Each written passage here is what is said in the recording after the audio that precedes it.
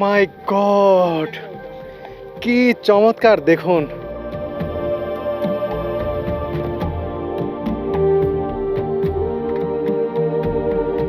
চোখ জুড়িয়ে গেল, মন ভরে গেল। কি চমৎকার। অনেকে এটিকে বলে থাকে যখন এর নিচে যাব।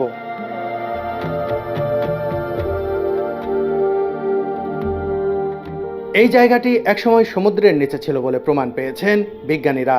বহুকাল আগে সমুদ্র শুকিয়ে গিয়ে এই অঞ্চল আস্ত মরুভূমিতে পরিণত হয়। শতাব্দীর পর শতাব্দী ধরে প্রাকৃতিক প্রক্রিয়া এবং খনিজ উত্তোলনের ফলে এই জায়গাটি এমন অদ্ভুত রং আর আকৃতি ধারণ করেছে। এখানকার পাহাড়ি মাটিতে থাকা বিভিন্ন খনিজ পদার্থের কারণে লাল, সাদা, কমলা ও বেগুনির মতো উজ্জ্বল রং তৈরি হয়েছে। এই রঙগুলো বেশি করে দৃশ্যমান হয় সূর্যোদয় এবং সূর্যাস্তের সময়। এটা বহু বছর ধরে বাতাস এবং আবহাওয়াজনিত কারণে ক্ষয়ে ক্ষয়ে এবং বৃষ্টির পানি গড়িয়ে পড়ে পড়ে এই ধরনের ফরমেশন গঠন হয়েছে। এটা খুবই সুন্দর। একেবারে যে যুক্তরাষ্ট্রের যে গ্র্যান্ড ক্যানিয়ন, সেটারই একটা মিনি ভার্সন বলা যায়।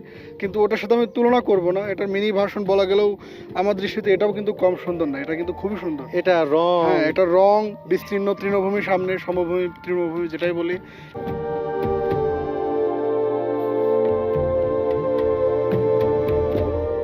সাগানসুবার্গার আকর্ষণীয় এই জায়গাটি প্রায় 400 মিটার এলাকা জুড়ে বিস্তৃত। আগেই বলেছি, এর উচ্চতা প্রায় 60 মিটার।